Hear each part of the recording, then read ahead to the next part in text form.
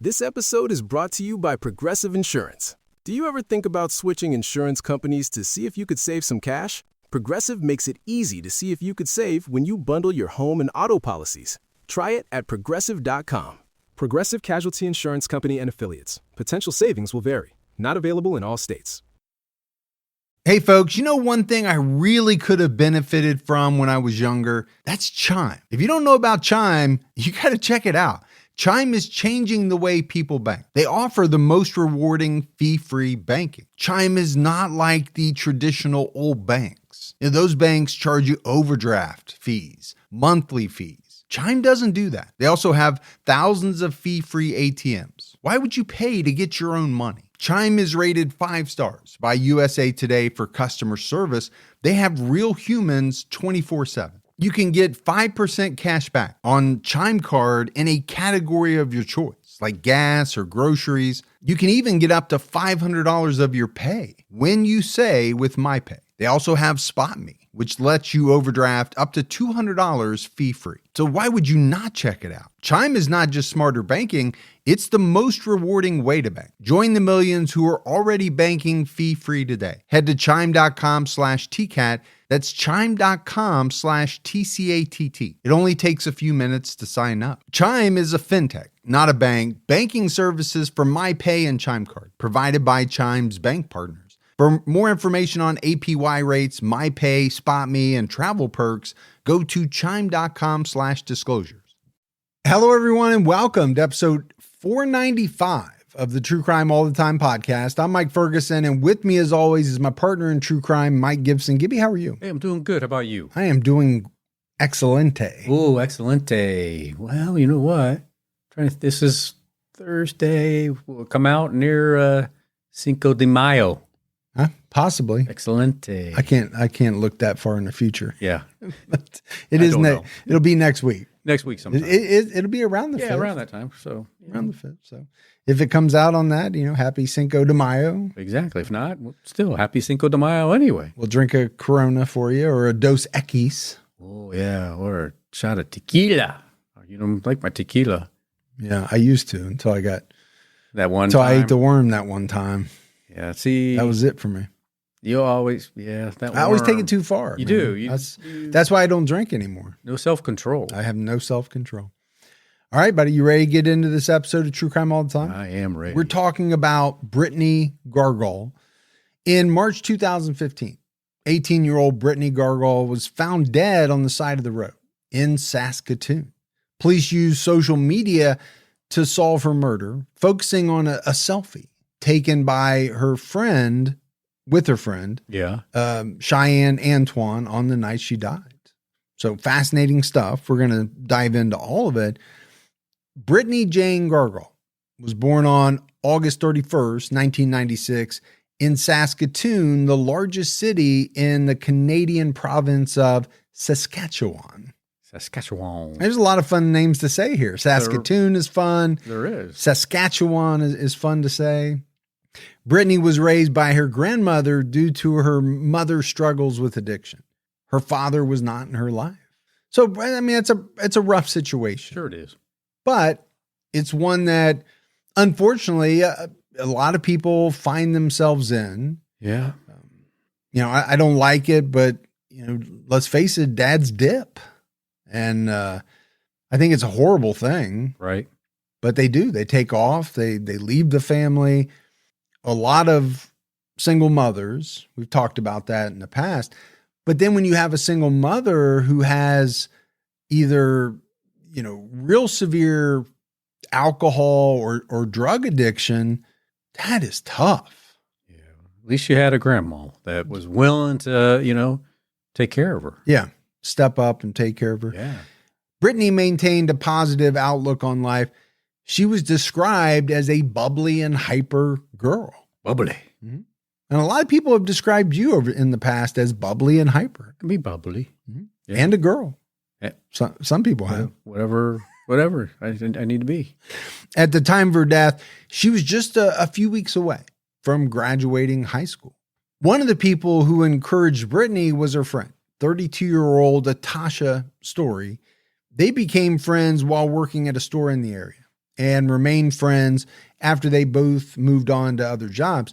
Brittney often came to Atasha for advice. Brittney had gone through some rough patches, and Atasha encouraged her to go to school and pursue her dream. That's a good friend right there. It is. Now, there's quite an age difference, right? Brittney is, 18-ish, or she is 18 at this point. Probably met her when she was 17 or 18. And Atasha's 32, but you get the sense like that she's acting as almost like a big sister would. Sure. I mean, she's got some years in front of you. So she knows kind of where you're at now. Yeah, she's got more life experience for sure. She can say, well, I know where you're at and I know where you want to be from my life experience. You probably got to pursue your degree and go that route because that's what you're going to really want to do. It's really not a bad person to have in your life when you don't have a lot of parental guidance. And it sounds like Brittney didn't have much, if any at all. You and I have probably touched on it before, but there's that old saying, if I knew at 17, 18, what I know now. Right.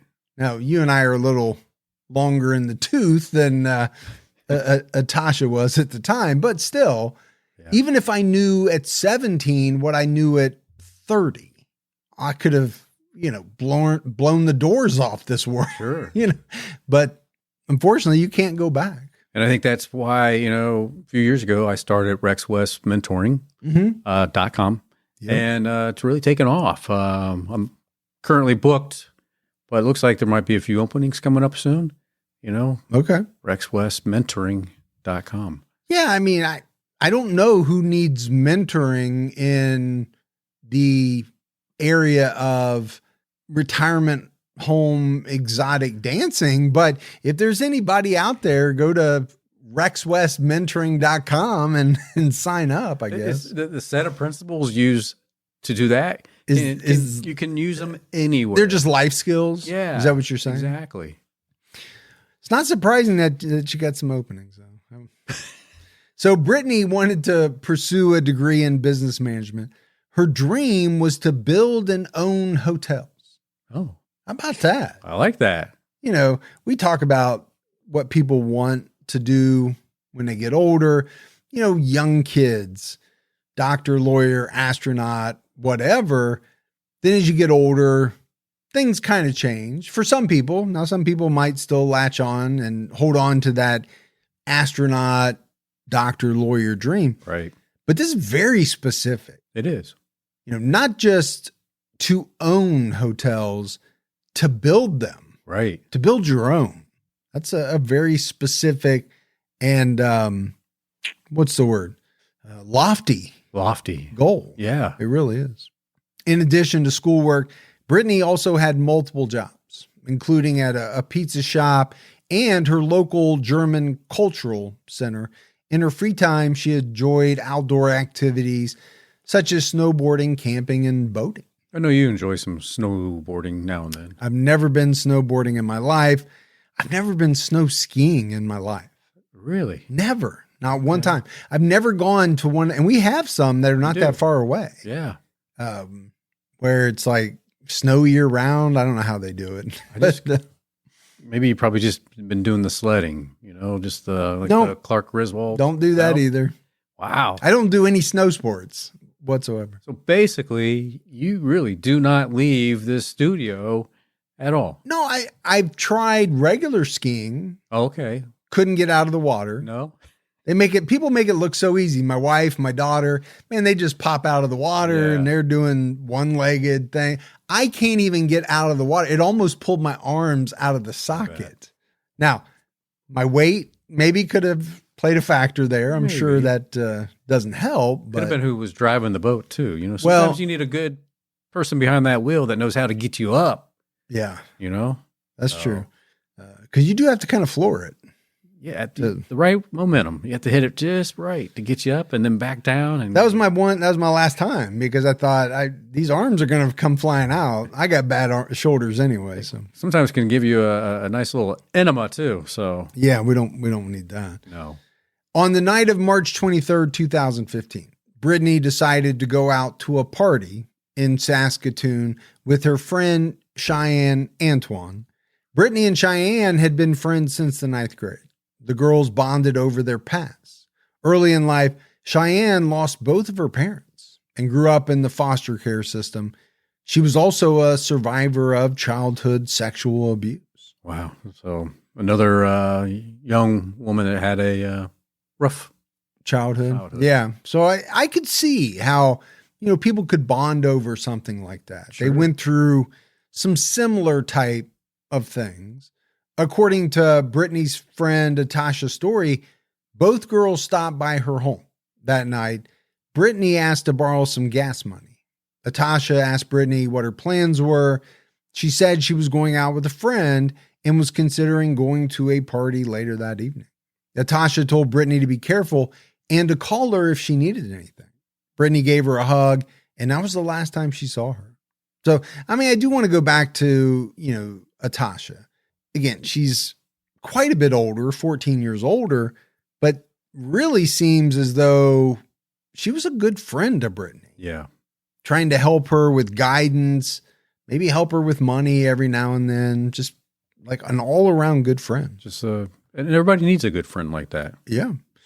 At 12:02 a.m. on March 24th, Brittney posted a selfie of her and Cheyenne getting ready at Brittney's home. This was Brittney's last known correspondence. And, you and I talk about social media a lot because it comes up in most of the cases that we do that are fairly recent. Right. Obviously, in cases that occurred prior to the internet or social media, you're not going to have it. But, 18-year-olds, pretty big on social media. Absolutely. I would say. From even younger to, late teens, early 20s. And then I think maybe people start to slow down. Then they pick back up maybe when they get a little bit older. Certain but age. I don't know because I'm not a huge social media person. But when you say that's the last time someone was on social media, well, that's a pretty big deal for someone who's always on. For sure it is. They're always posting, doing this and that. For me, I don't know when the last time I was on, so it's really not a big deal. No. If I were to go missing, you wouldn't make anything out of it. Yeah. I remember when I used to be on all the time. Yeah. And then I stopped altogether. Mm-hmm. People thought something happened to me. Mm-hmm. It did. And it did. Yep. And then, recently I got back on again, but I can see, when you're posting something every day or liking and then just all of a sudden it stops. Silence. Yeah. People, I think they're going to ask that question. Like, what happened to them? But luckily we had the podcast. People still knew you were on it. Yeah. I did get some questions about, is this AI? Are you just using Gibby's voice? I was like, no, because if so, I would make him sound way more intelligent. More Mensa-like? So around 6 a.m. on March 25th, 2015, a passing motorist called police after finding a female's body in a ditch on a remote road on the outskirts of Saskatoon, not far from a landfill. Okay, we're talking about landfills. Last week, we were talking about like a quarry. Yeah. Any situation like that. Okay, I start to get a little suspicious, especially because, when you're talking about a criminal case. Yeah. The caller noted that the victim was cold to the touch and her shoes were missing.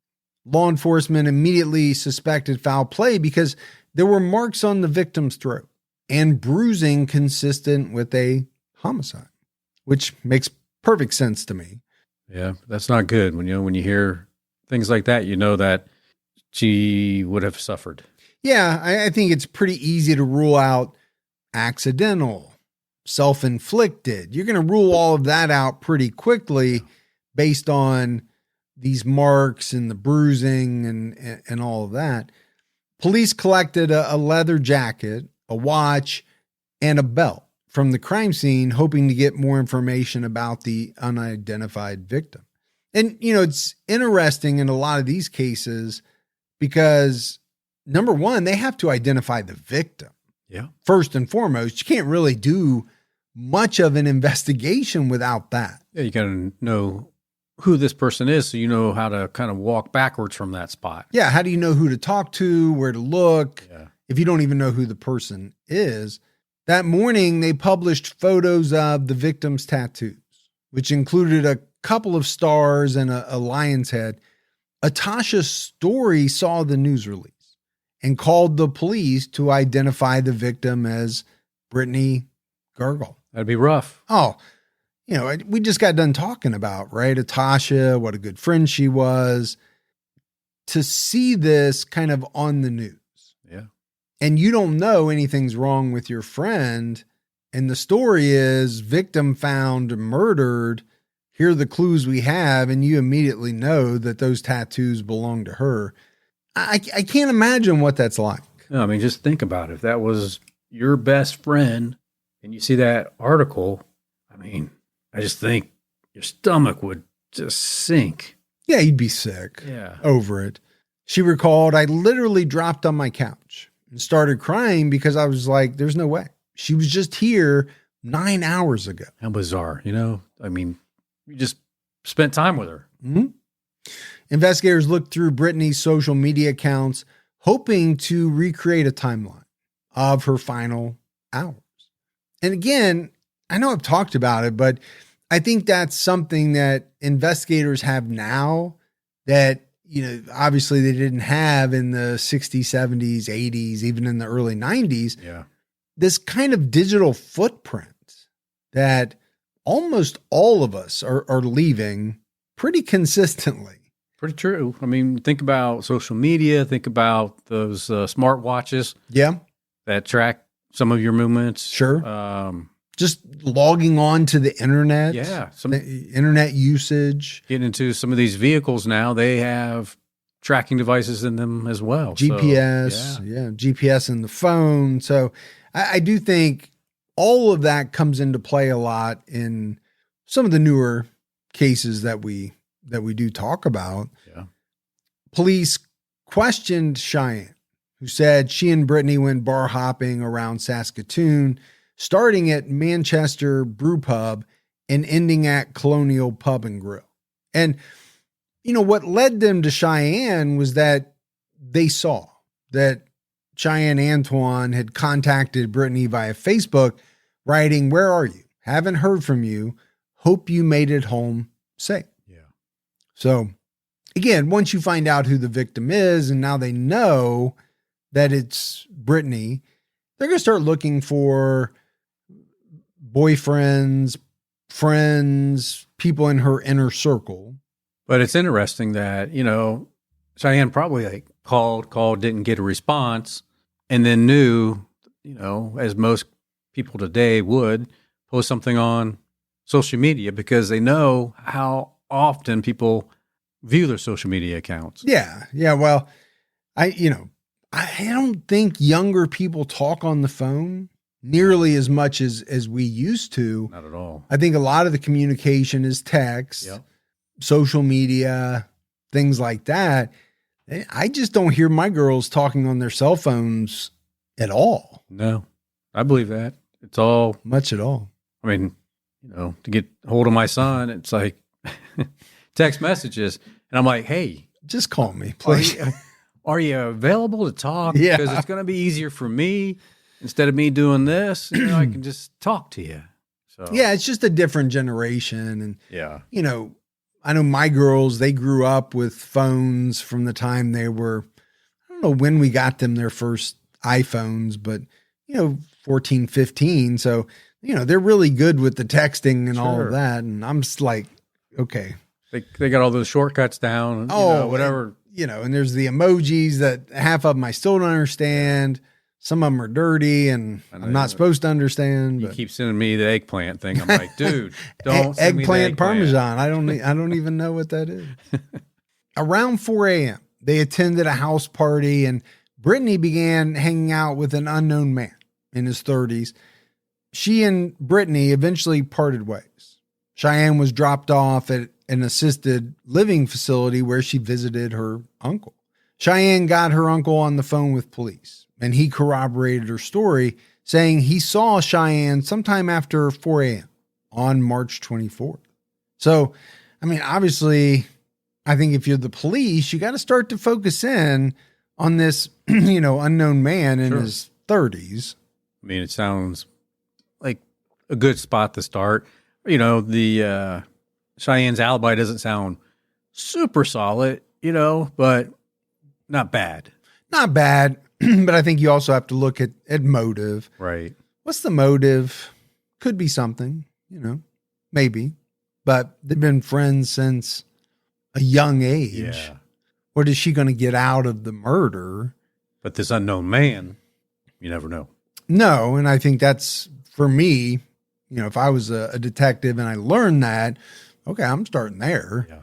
A few days after Brittney's body was found, her postmortem exam confirmed she was strangled, and the murder weapon was the black braided belt found at the crime scene.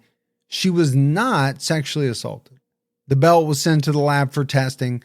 2 DNA profiles were identified. One matched Brittney, and the other was unidentified. So the one matching Brittney, you would expect. Sure. It's her belt. Yeah. I'm assuming it's her belt. We don't know for sure, but it was there at the crime scene. If it was used to strangle her, you would expect her DNA to be on it. 100%. But then the other DNA profile, you have to believe is from the killer. Yeah. I mean, now, not being able to identify it is a huge hurdle. It is. At this point. Meanwhile, police began following up on Cheyenne's account of her night with Brittney. Surveillance footage showed both girls at the Manchester pub, but not at the Colonial Pub and Grill. And I think, for police, this cast a little bit of doubt on Cheyenne's account of the night. Additionally, security footage from the assisted living facility showed that Cheyenne never went there to visit her uncle. That's going to be a problem. Yeah, it is a problem. It's also making my statement of, okay, well, what's the motive? Look possibly as though there was a motive and we just don't know what it is yet. Police talked to Cheyenne's uncle again, and he soon confessed that he lied because Cheyenne asked him to do so. She told him that she and Brittney went to a bar and eventually ended up at a motel with 2 men where they drank and used drugs. And you and I talk about alibis in almost every episode that we do. There are strong alibis. And then there are alibis like this, where you have someone's mom or friend or relative saying, well, that person was with me all night or from this time to this time. Yeah. But there's really no other way to corroborate it other than this person's word. And we've found out that a lot of those tend to fall apart. They do. Or not be true. Now, the one thing that did kind of jump out at me was, okay, they looked at surveillance footage. They didn't see Cheyenne. I'm assuming because this was an assisted living facility that maybe there was only one way in or out, or that they had surveillance footage on every possible entrance and exit. Yeah. Because that's the only way you could really say that. Look, I've been to a lot of senior living homes. I know you have. And there's typically only one point of entry for visitors and guests, Now, is there a back door way to sneak in? Sure. Or sneak out. But typically you have to go through one entry and, they want you to sign in and all that kind of stuff. So I know you usually have to use the back door to escape. I do.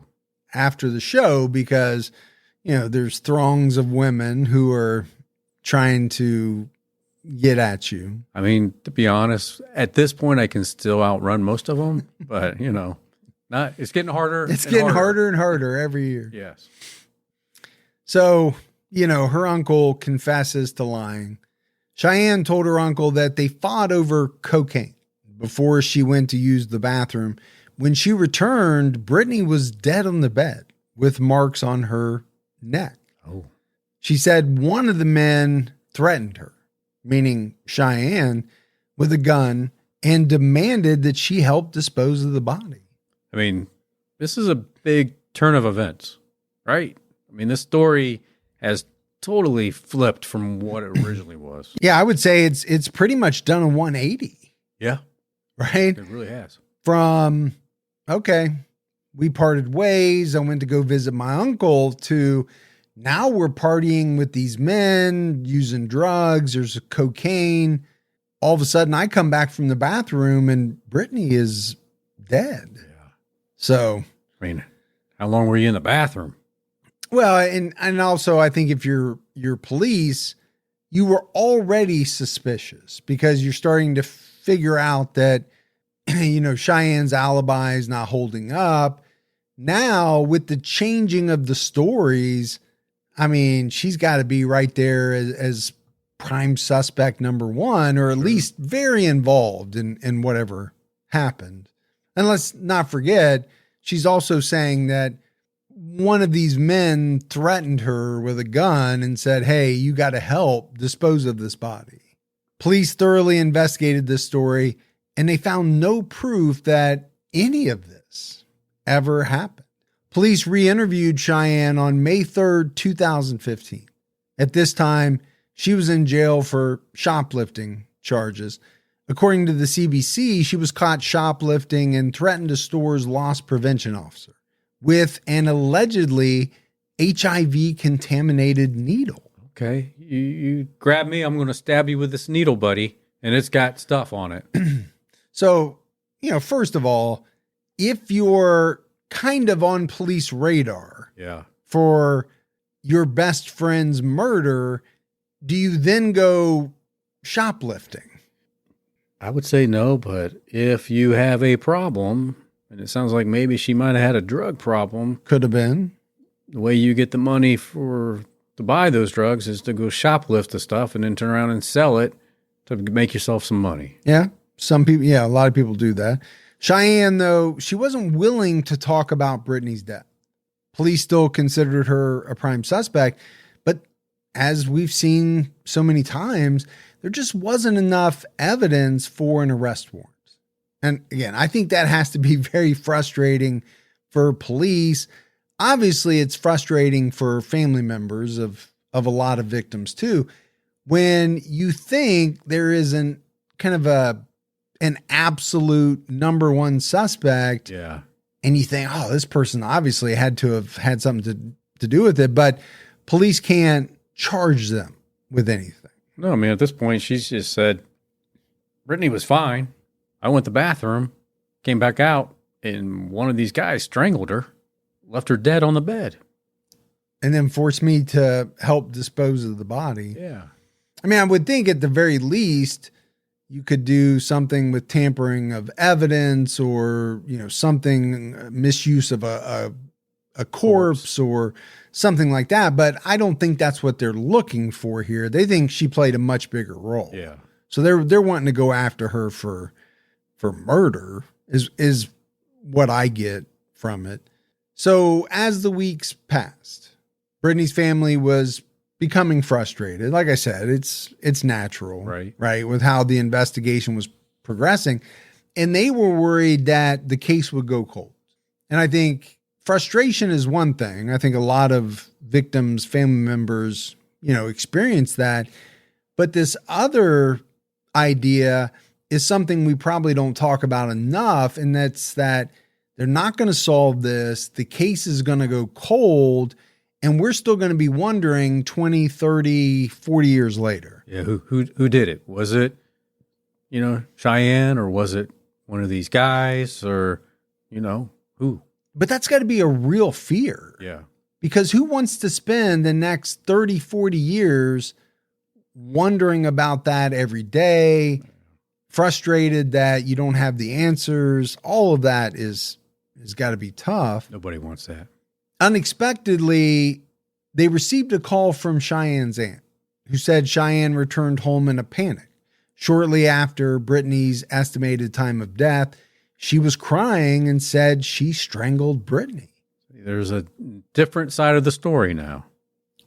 Well, but it's one I think police were leaning towards. Now, maybe they didn't know exactly how it happened, but I think they believed that her story was BS. So they knew something was not correct. Brittney's family contacted police, who contacted the aunt, and she gave them the same version of events. So, here's a member of Cheyenne's family basically turning in Cheyenne. I mean, good for her, right? Because she's doing the right thing. Yeah. I mean, you would hope that everyone would do that. Yeah. But we know they don't. No. There are some family members, there are some friends who will cover, even when somebody gets murdered. Right. Now, I think for most people listening, most people watching would say, oh, I don't think I could live with that type of information. That's a lot to put on somebody. Right. Yeah. But you have to weigh that with turning your family member in. Yeah. I mean, you turned me in for not paying for a Big Mac once. So, I would turn you in for jaywalking if I thought it would amount to anything. If it meant that I had to get that ankle bracelet back on, monitor system. So investigators did follow-up interviews with Cheyenne. Obviously, how could they not after this information? But she continued to deny knowing anything about Brittney's death, and there still was not enough evidence to arrest her. On September 10th, 2015, Cheyenne posted a comment on Brittney's Facebook, writing, "I miss you so much. You came and visited me in my dream last night. Miss you so much. You were way too young to go. Rest in paradise, my angel." If she didn't do anything, that's really sweet and touching. It's something you would expect from a best friend, right? Anniversaries, birthdays, the anniversary of the death, things like that. You would expect people to come out and make those type of posts. Yeah. Now, if it turns out that she had something to do with it, then what is it? Yeah. Somebody feeling maybe guilty. Maybe it's somebody that's just putting some fluff out there to make her look better. Yeah. Maybe misdirect the police or make them not look as closely at her. In 2017, almost 2 years after Brittney was killed, investigators had an aha moment. According to prosecutor Robin Ritter, they circled back to the selfie Brittney posted shortly before she died. In the photo, Cheyenne was wearing a black braided belt that looked just like the one found at the crime scene, which was determined to be the murder weapon. A new round of testing confirmed the unknown DNA profile on the belt belonged to Cheyenne. Wow. I mean, that's what they needed right there. Yeah. And, you could make the argument, why did it take them so long to figure that out? But there's a lot of stuff going on in an investigation. And like you've mentioned in the past, each year, DNA testing and all that gets better and better and better. So in 2 years, I'm sure there was some development there too. It does. But I think if they had thought it was Cheyenne's back then, they probably could have matched it to her. Yeah. She just wasn't in a database. Right. So that's why they didn't get a match first time around. On March 7, 2017, Cheyenne was arrested and charged with second-degree murder and causing indignity to a body. There's that charge that you were looking for. Yeah, but I don't know that I've heard that one very often. Cheyenne was finally willing to talk about what happened on March 24, 2015. She admitted she and Brittney went to a house party and used drugs and alcohol. They were both heavily under the influence, and her last memory was from about 4:30 a.m. after they went to McDonald's. At one point they argued, but she couldn't remember why. Okay. And I could understand this. If you've had a lot to drink, throw in some drugs in there as well. Okay. Things might be a little fuzzy. Now, we already know she's a liar. She's lied multiple times, but she could be telling the truth about that things are a little hazy. That happens when you party too hard. Yeah. She did say she blacked out at some point and was unable to recall what exactly happened, but she woke up hours later and knew something terrible had happened. According to prosecutor Robin Ritter, Cheyenne didn't offer a reason as to why she killed Brittney. And this kind of goes back to what I said earlier. You know, they've been friends since like the 9th grade or something. Yeah. They're not in a relationship. What is the motive? But as you and I talk about often, sometimes there really isn't a motive if you have kind of a snap type moment. Yeah. Yep. It's not like something was planned out. Drugs, alcohol, words are exchanged, people get heated, and the next thing you know, something really bad happens. Well, there really wasn't a motive for it. It was a heat of the moment type of thing where somebody got mad and killed somebody else. Yeah, they went too far. But those, I think, can be tougher to solve because, you know, there is no motive. Yeah, I mean, sometimes it could be like a jealousy thing. Like, I can't believe that these people were giving you more attention at the party than me. And yeah, or I liked this guy, or, you know, whatever it is. Prosecutors couldn't establish criminal intent, but they did prove reduced intent. It's not something I've really heard of. Me neither. Either. The charges against Cheyenne were reduced from second-degree murder to manslaughter. Okay, so they really dropped those charges down. They did. Now, I understand why first-degree murder would be hard. Right. Right? In a snap situation, we just said that there's no motive, but there's really no intent. Yeah. There's no planning. There's nothing like that. So I could see it being dropped. Now, being dropped all the way to manslaughter is quite a bit. It is. On January 15, 2018, Cheyenne pleaded guilty to manslaughter and was sentenced to 7 years in prison. Pretty light, but it is manslaughter, so. But 7 years is still very light. Yeah. You know, there are people, now we are talking about Canada. That's true. So it's hard for me to, you know, compare that to the US, but, you know, here you would get more for armed robbery or burglary. Some drug charges. Or some drug charges. Yeah. So I get it. Manslaughter is a much lesser criminal offense than first-degree murder, but still to kill someone and only get 7 years. Man, if I'm a family member, I'm upset. I would be. I'm not happy. Yep, I would be very upset. Not happy with that sentence at all. Cheyenne's lawyer, Lisa Watson, argued she lacked intent for murder because she was drunk and high and didn't remember strangling Brittney. Well, she says she doesn't remember. True. Very true. While Cheyenne accepted responsibility for Brittney's death, through her lawyer, she maintained that she didn't remember killing her. Attorney Lisa Watson told the court per CBC, she knows the family would like an explanation, a reason, but unfortunately she can't provide that. Well, let's remember she didn't accept responsibility initially.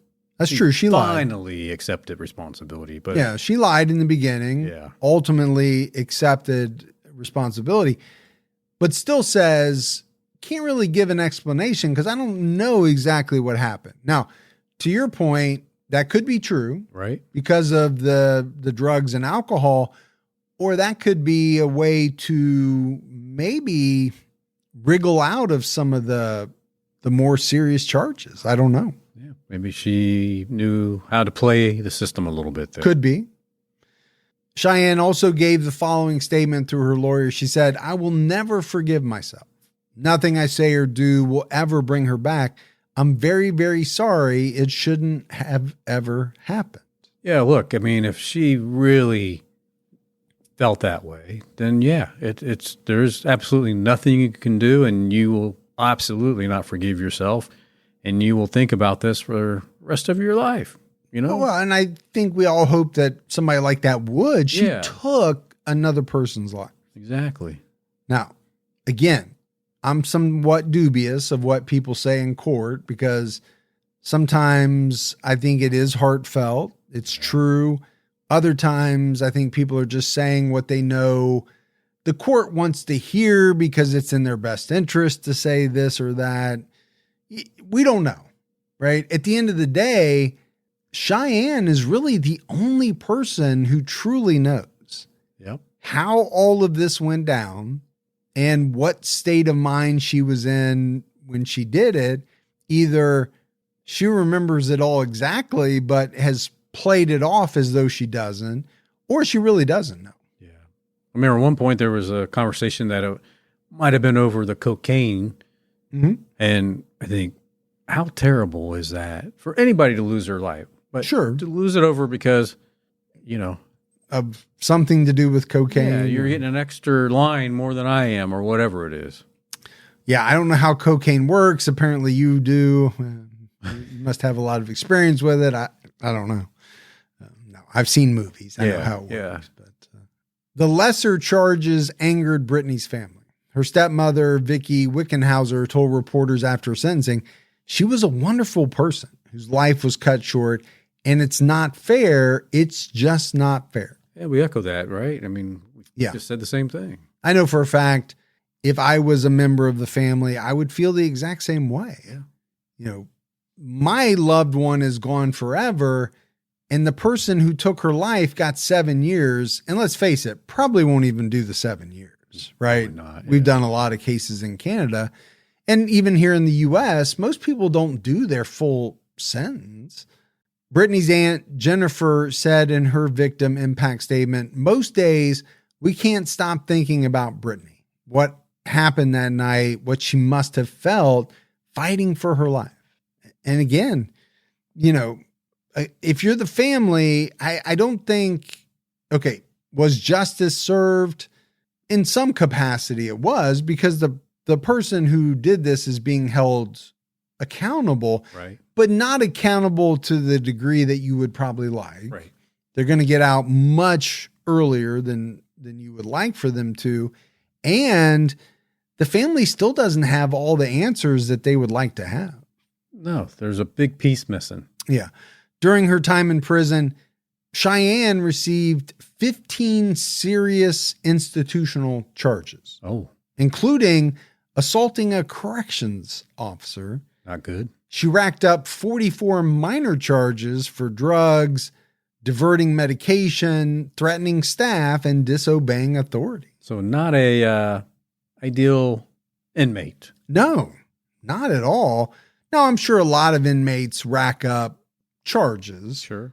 but Cheyenne was granted day parole in June 2020, but it was revoked 4 months later when she overdosed, used a laptop without approval, and was, quote, generally disrespectful. Well, it sounds like, pull her back in. Don't let her, be out during the day if she's being disrespectful, overdosing, and not, following the rules. Well, I talked about being very upset if I'm a family member.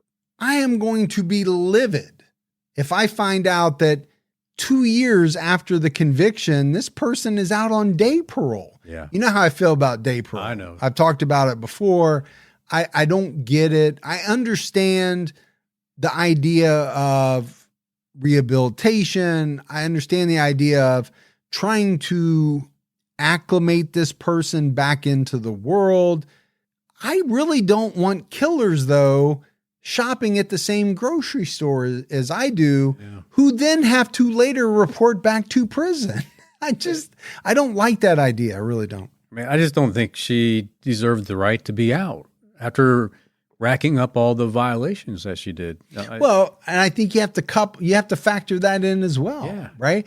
How do you get day parole when you're so far from a model inmate? Be good in here, so I know you can be good out there. If you Yeah. can't be good in here, how are you going to be good out there? So I'm with you. That doesn't seem to be a good recipe. No. And obviously we know it didn't work because the minute she got out, she's using drugs, using a computer, which she apparently wasn't supposed to.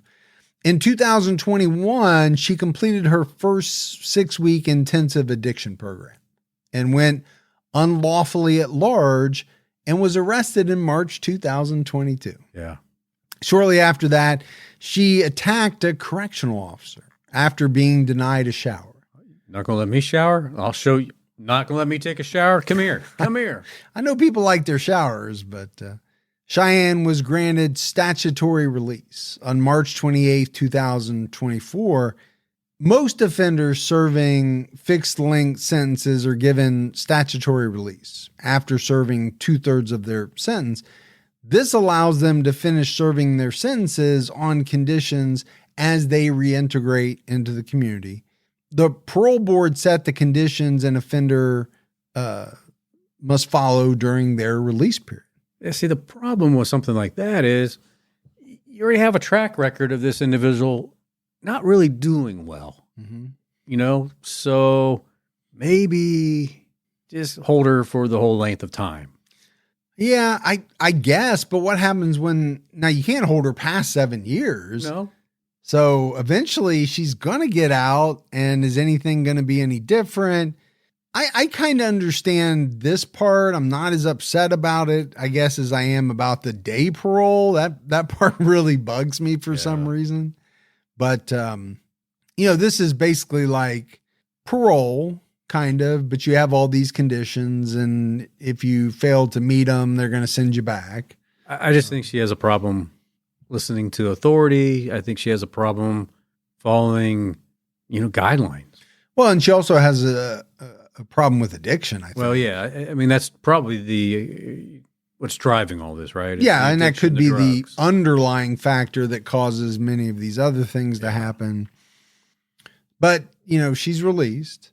Her release was suspended when just 3 days later, she got into an emotional state during a conversation with a halfway house staff member and refused to let them into her room during room checks. Well, why would you not want somebody in your room to do a room check? And probably because you got something in there you don't want them to find. Yeah. After a suspension, the board reviews the case to decide whether to cancel an offender's release or allow them to continue living in the community. This time, the board decided Cheyenne could remain on statutory release after she was accepted into a residential treatment facility. That's probably where she needed to go from day one. Yeah, well, she did go, remember, and got into trouble. In May 2024, Cheyenne went to a residential drug treatment center in Calgary. Soon after her arrival, staff found syringes and a pill in her room. She tested positive for amphetamine, and the center withdrew support. Yeah. She left the facility and was again unlawfully at large until she was arrested on June 2nd, 2024. Yeah, she's definitely has a problem with drugs, addiction, and I don't know. I don't know how she's going to stay out of trouble until she can fight that monster, and that's a hard monster to fight. It is, but I have to question the parole board here because they keep making these decisions, and I don't know what they're based on. She seemingly has done nothing to prove that she deserves to be, set free. That's true. But yet, time and time again, they keep saying, well, it's okay, just don't do this. Well, and she goes and does that. It's like, I don't know. It's kind of like telling your kids you're in timeout, but you can sneak a cookie if you want. Yeah. Yeah. What? What good does that even do? Put them in timeout. I don't get it. So apparently she pulled door handles in a parking lot until she was able to get into an occupied vehicle. She stole a key. She was seen laughing in the driver's seat after hitting another vehicle and driving away. Okay. Well, don't forget, she's kind of hopped up on amphetamine. Oh, yeah. So I'm not sure that her thinking is all that clear. She was driving erratically and was in the oncoming traffic lane for several hundred meters, causing other cars to pull off the road.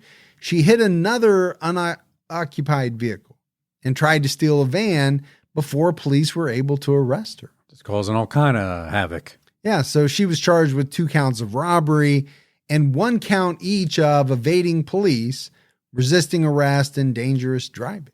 The board suspended her statutory release and determined her risk to society can't be managed. So they released her or revoked her statutory release in February 2025. Her risk to society cannot be managed. I think that's correct. Yeah. My problem is it seemed to take them way too long to figure that out. That's what I'm thinking. I think you could have figured that out probably after the second release that didn't go well. Or maybe even after the first, but it's like they just kept giving her chance after chance. And every time she kept, messing up. According to the board decision, they said you successfully deceived your case management team and ultimately the board into believing you were motivated to attend further treatment to address your substance abuse and trauma.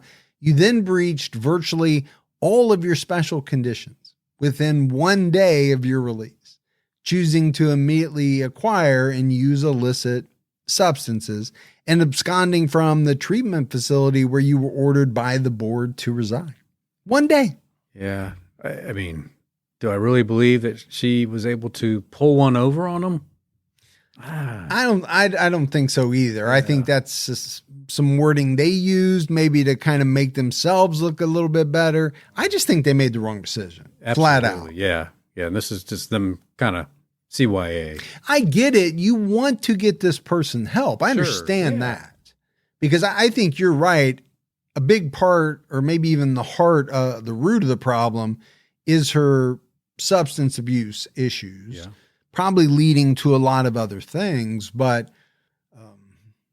and it probably started when she was young because, she had the problems with her family, abuse and things like that. So there's a root cause there that was probably never addressed that led to the drug addiction, and that was never addressed. So, and the board did acknowledge that, she was exposed to drugs at a very early age, as well as alcohol, and continues to use substances to cope with the abuse she suffered in foster care. But they went on to say she's been able to access cultural programming and an extensive network of community support. So I think they're acknowledging the fact that, she dealt with or is still dealing with a lot of issues from her childhood that were real. Yeah. They did happen. During her post-suspension interview, Cheyenne claimed she left the treatment facility because it was too strict. I can't handle all this strictness. Yeah. I don't like being told what to do. Well, who does? Well. But when you kill somebody, kind of the part of the punishment is being told what to do and what not to do. That's exactly right. She overdosed more than once and was hospitalized. She stole the vehicles because police refused to come get her when she tried to turn herself in. She got strange reasoning for a lot of different things. She does. She really does. I don't know if she's in her right state of mind. Yeah, I don't either. I don't know how much of it is fueled by the drugs and how much of it is just like an inability to take responsibility for your actions. Yeah. I think there's a part of that here as well. The board concluded that Cheyenne has a dismal history in terms of your complete unwillingness to abide by institutional rule and the conditions of your release. And that part I would wholeheartedly agree with. I think she got too many chances to prove that dismal history. Yeah. That's the only issue I would take with it. Cheyenne's 7-year sentence ended on April 18th, 2025. She has been deemed a high risk to reoffend. Yeah, I think absolutely she is. I don't know how she couldn't be. But again, it's part of my problem with the 7-year sentence. And I get it. They have guidelines, probably min and max sentence, guidelines. Yeah. But 7 years to me is so light for killing someone. that you're kind of, in a way, painted into a corner. You can't hold the person for longer than 7 years unless they rack up a bunch of other charges, I guess, in prison. But in this case here, they let her out after 2, basically. Yeah, they kept trying to get her, to let her out. And I get it. Canada has a different way of doing things than we do here. I'm not saying one is better than the other. What I will say is I think 7 years is a little light. Yep, I agree with you. And maybe they gave her more chances than what I would have if I was on a parole board. I think I would have thought after the first, but definitely the second time that, hey, you don't deserve this early parole because you can't seem to follow the rules. Well, so you go back and just do your whole 7. And then after that, we'll see how it goes. I just don't feel like they ever addressed the underlying issue of the drugs. No, but they did say that she had access to all these community programs and things in the facility. At a certain point, Gibbs, if you're a person who's struggling, especially with addiction, even if all the help in the world is there, if you don't want it, or if you decide not to take advantage of the help, well, it's not going to work. No, it comes down to, do you want this or don't you want this? Yeah. I mean, you're going to have to put the work in. You're going to have to. And you got to want to quit. Yeah. Some people say they do, but they really don't. Yeah. Until that happens, you're probably just going to be on that merry-go-round, hitting it back again. And the first time that you're outside and you're in the presence of something, you're not going to say no to it because you haven't made the decision yet that cannot be a part of your life. So as we wrap this one up, I think there are questions here. We go back to Brittney Gargol. Did she receive justice if the person who caused her death served only 7 years for manslaughter? I think that's a real question for me, but I know my answer, and I would say no. I don't consider that to be justice. I agree with you. I really do. I think one of the problems in this case was that prosecutors just had a real hard time kind of establishing criminal intent. And then, of course, you had Cheyenne claiming that she had no memory of killing her, which meant investigators had no motive to go on. And that is the one thing that I guess you'd have to say was pretty smart on her part, right? She didn't come out and admit that I did this, but she kind of skirted it by framing it inside of this kind of drug-induced or alcohol-induced haze. Yeah, I blacked out, man. I guess maybe I did do that. I must have done it, but I don't remember doing it. I don't know why I did it. How can I, be stuck with first degree or maybe even second degree? So, but again, of all of it, that's what I have the most problem with. And I'm sure the family does as well. Yeah. That would be very frustrating for me to know that this person who killed my loved one got out in 7 years, and they did so while in those 7 years being given every opportunity to leave the facility and do this and do that. Yeah. And at no point did they ever toe the line. Right. They broke the rules at every juncture, but yet they just kept giving her chance after chance. Yeah. But that's it for our episode on Brittney Gargol. And that's it for another episode of True Crime All the Time. Yeah. So for Mike and Gibby, stay safe and keep your own time ticking.